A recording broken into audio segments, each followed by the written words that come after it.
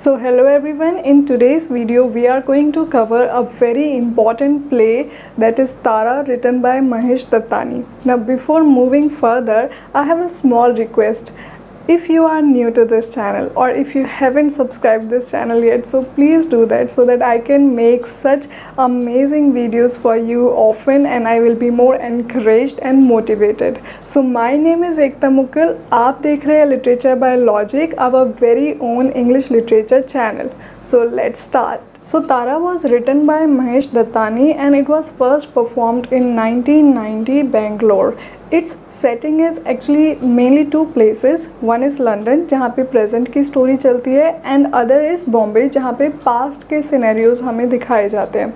इसका genre रहेगा Indian social drama and its narrative technique is non-linear. Non-linear as I have already told you multiple times कि जब भी story जो है हमारी straight forward ना चल के कभी past का event कभी present का event इस तरीके से दिखाई जाती है. So there will be lot of flashbacks also and ये जो स्टोरी है ना ये पूरी चंदन के पॉइंट ऑफ व्यू से दिखाई जाएगी, who is also known as Dan after he has moved to London.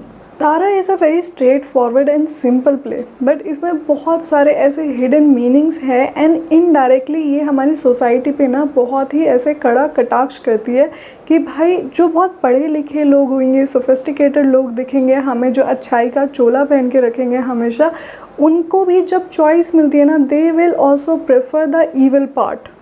Okay, we will get to know about everything what happens in the story of Tara and her brother Chandan. But before that we will look at the character list. So इस story में mainly two twins होते हैं starting में, चंदन and तारा. जो चंदन है वो फ़िलहाल अभी लंदन में रह रहा है and he is living in a guilt. वो गिल्ट क्या है, we will come to know about that later in the story. The other twin's name is Tara. Okay, इसकी थोड़ी कम उम्र में ही डेथ हो जाएगी. What actually happened to her? ठीक है, क्या ऐसी चीज़ें इसके साथ होती है किस रीज़न की वजह से जो है इसकी अर्ली डेथ हो जाती है. We will also get to know about that. But about Tara, let me tell you, she is very intelligent and she has to face a lot of humiliation. Though she belongs to a very rich and sophisticated family, बहुत ही privileged family से आती है, but फिर भी इसे बहुत ज़्यादा problems face करनी पड़ती है. What's the reason? We will come to know about that. Next character is Bharti. Bharti is the mother of these two twins. इसे जो है एक ऐसा बड़ा डिसीजन लेना पड़ता है जिससे इसके दोनों बच्चों की ज़िंदगियां बदलने वाली थी. अब ये किस बच्चे को फेवर करती है ज़्यादा, we will get to know about that. Next character is Patel. Patel is the father of these twins and यही वो इंसान होगा जो रिवील करेगा आगे जाके that who took the main decision in your life जिसकी वजह से आप दोनों की ज़िंदगियाँ बदल गई. Okay, and next is Roopa. Roopa जो है नेबर हो गई इन ट्विंस की एंड वो तारा को काफ़ी ज़्यादा ह्यूमिलिएट करेगी because of her condition. Next is doctor Thakkar. Doctor Thakkar जो है सर्जन है. ओके, जब ये दोनों किड्स ट्विंस थे बचपन में, जब ये पैदा हुए तो they were conjoined, so they were supposed to be separated surgically. तो डॉक्टर ठक्कर ही है जो इन दोनों को सर्जरी करके एक दूसरे से सेपरेट करते हैं. Next is Bharati is father. Okay, Bharati कौन हो गई, जो इन दोनों बच्चों की माँ है एंड तो ये भारती इज़ फादर इनके नाना हो गए. But since he has got a lot of power, so he decides that जब ये सर्जरी होगी, who will get the favorable part and who will be left out alone and suffer throughout their life. So अभी आप लोगों को हो सकता है थोड़ा कुछ समझ में आ रहा हो, थोड़ा आपको कन्फ्यूजन हो, बट डोंट वरी, जैसे जैसे हम समरी पूरी पढ़ेंगे तो you will understand each and every part in detail.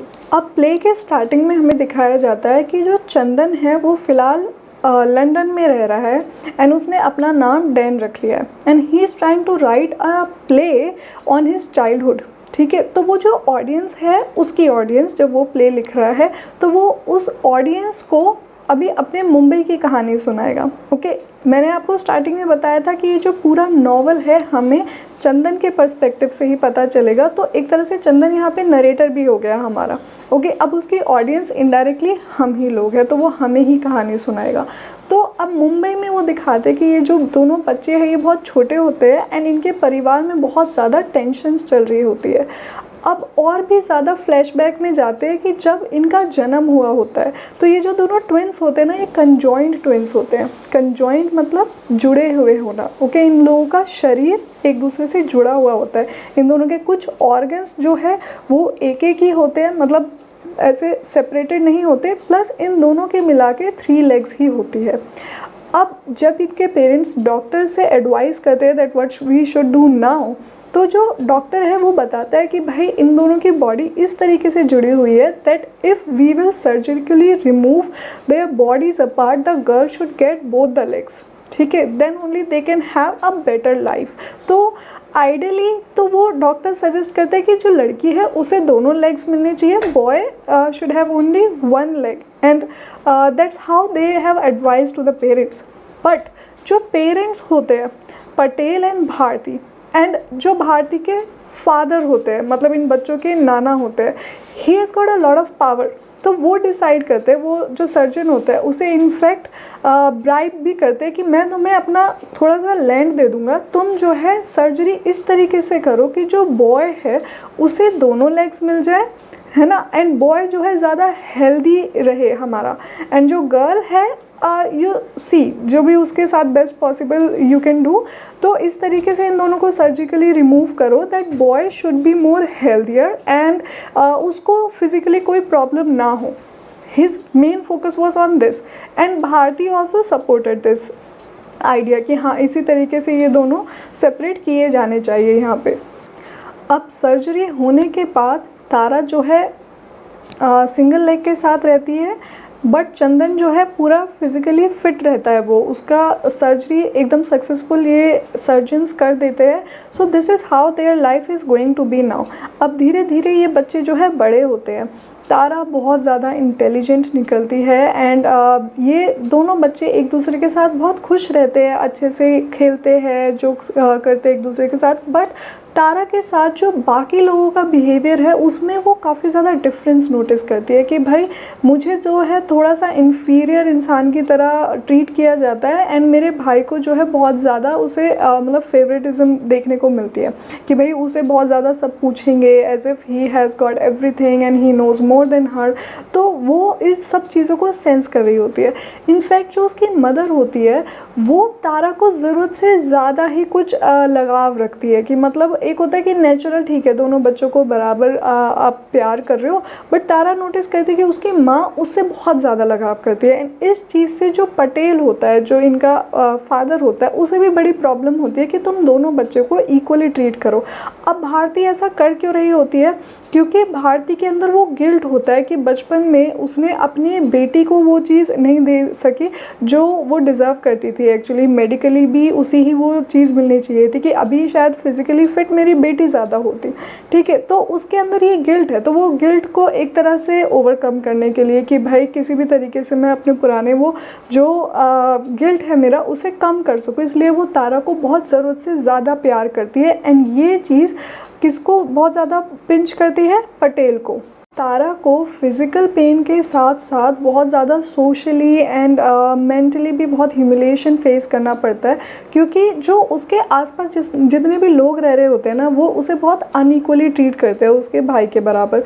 तो जो उन नेबरहुड में से एक लड़की होती है रूपा नाम की, वो रूपा स्पेशली जो है तारा को बहुत ज़्यादा रिडिक्यूल करती रहती है। जब भी उसे देखती है तो कुछ ना कुछ नेगेटिव कमेंट कर देगी, तो उसका कॉन्फिडेंस सारा गिरा देती है। एंड ये सारी चीज़ें चंदन भी ऑब्जर्व करता है। एंड धीरे धीरे तारा जो है अपने घर में भी जो एनवायरनमेंट उसका चेंज हो रहा होता है कि उसके पेरेंट्स में किसी बात को लेकर झगड़ा चलता है, तो उससे ऐसा रियलाइज़ होता है कि ये लोग मुझसे कुछ ना कुछ तो ज़रूर छुपा रहे हैं। इवेंचुअली जो तारा का फादर होता है वो ये ट्रुथ सबके सामने रिवील कर ही देता है कि भाई जब तुम दोनों पैदा हुए थे, तुम दोनों एक दूसरे से जुड़े हुए थे, एंड उस टाइम पे डॉक्टर ने हमें बताया था कि तारा को जो है दोनों लेग्स मिलनी चाहिए, बट जो तुम्हारी माँ थी एंड जो तुम्हारे नाना थे, उन लोगों ने बहुत ज़्यादा प्रेशराइज़ किया डॉक्टर को एंड उसे ब्राइबरी भी दी ताकि सर्जिकली जो है चंदन को दोनों लेग्स मिल जाए। अब तारा को जब ये सच पता चलता है तो वो अंदर से बहुत ज़्यादा टूट जाती है कि जिस फैमिली पे वो इतना ज़्यादा भरोसा कर रही थी कि उन्होंने उसके लिए ही इतना बड़ा डिसीजन ले लिया जिसकी वजह से उसकी पूरी लाइफ मतलब कहीं की नहीं बची, तो वो मेंटली जो है अब उसका ब्रेक डाउन हो जाता है एंड वो एक तरह से डिप्रेशन में जाती ही चली जाती है and eventually at the age of 16 she dies. अब तारा के गुजरने के बाद पूरा ही परिवार जो है वो शॉक में चला जाता है एंड सदमे में रहता है। स्पेशली चंदन जो है इतना ज़्यादा गिल्ट में डूब जाता है कि कहीं ना कहीं वो भी कारण था, तारा की सफरिंग्स का एक वजह था एंड वो कुछ नहीं कर सका तारा के लिए। तो अब वो जो वहाँ के घर की सिचुएशन थी वो बहुत ज़्यादा डिप्रेसिंग एंड नेगेटिव हो गई थी, तो चंदन ये सब छोड़ के लंदन चला जाता है एंड ही डिसाइड्स कि वो कुछ नया ऑक्यूपेशन वहाँ पे स्टार्ट करेगा। बट वहाँ पे भी वो बहुत अच्छे से फोकस नहीं कर पाता। वो प्ले लिखने की कोशिश करता है जिसमें वो तारा के बारे में जो है डिस्क्राइब करता है, बट वो अच्छे से फोकस नहीं कर पाता। उसके दिमाग में ना रह के वो सारी पुरानी जो नेगेटिव थॉट्स थी जो उसे हॉन्ट करती थी वो सारी चीज़ें वापस आती थी कि किस तरीके से उसने अपनी सगी बहन के साथ इतना ज़्यादा इनजस्टिस होते हुए देखा था एंड लोग जो है उसे बहुत बुरी तरीके से ट्रीट करते थे। वो सोचता था कि ये सब अगर मेरे साथ होता तो मुझे कैसा लगता, मैं कैसे उन सब चीज़ों को बर्दाश्त करता अपने लिए। बट बीइंग अ ब्रदर मैंने भी उसके लिए कुछ आवाज़ नहीं उठाई, I was just there as a witness. तो ये सारी चीज़ें चंदन को भी बहुत ज़्यादा हॉन्ट करती है एंड लास्ट में जो है वो ऐसे इमेजिन करता है that he is meeting with his sister and वो फाइनली जो है उसे माफ़ कर देती है and they are back together as if they were never separated.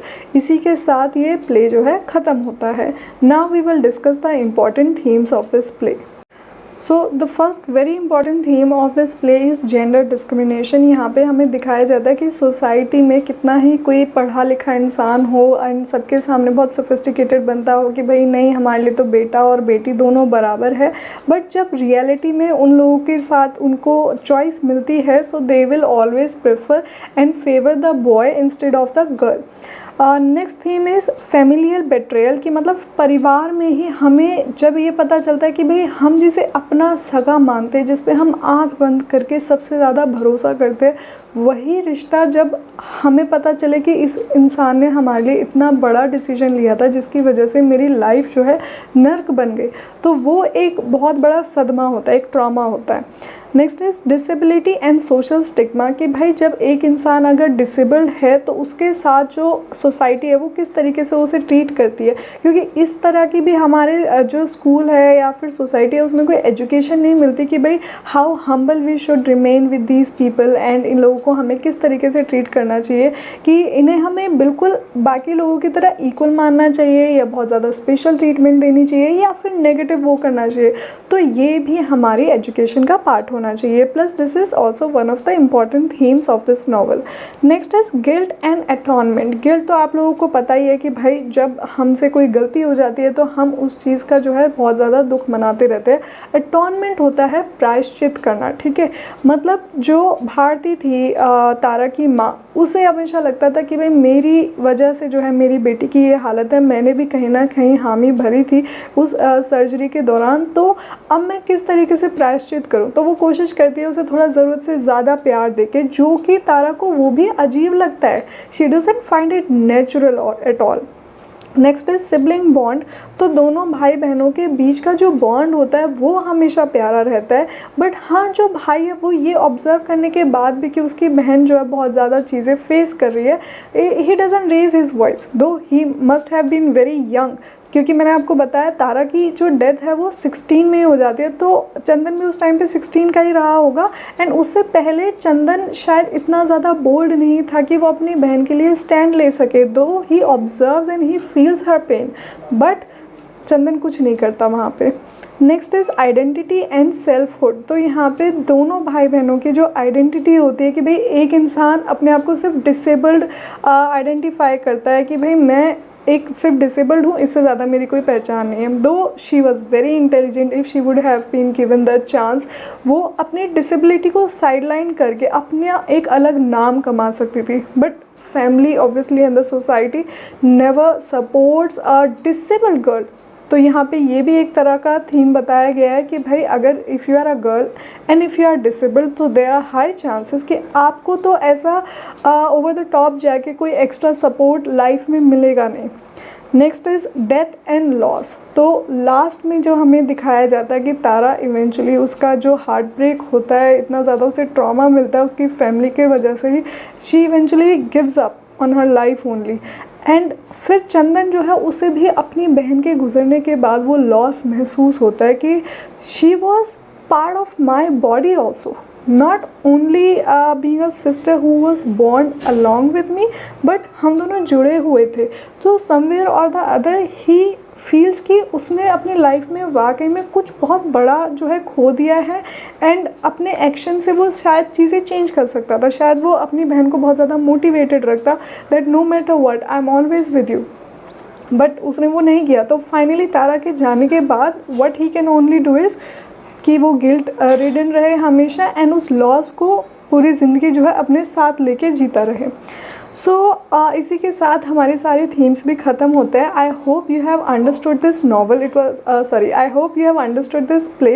It was very simple yet it was way too deep कि आप इस पे गहराई से सोचो, and there are lot of things that you can write about this play. Okay, so मिलते हैं हमारी नेक्स्ट वीडियो में, तब तक के लिए टेक केयर, बाय बाय।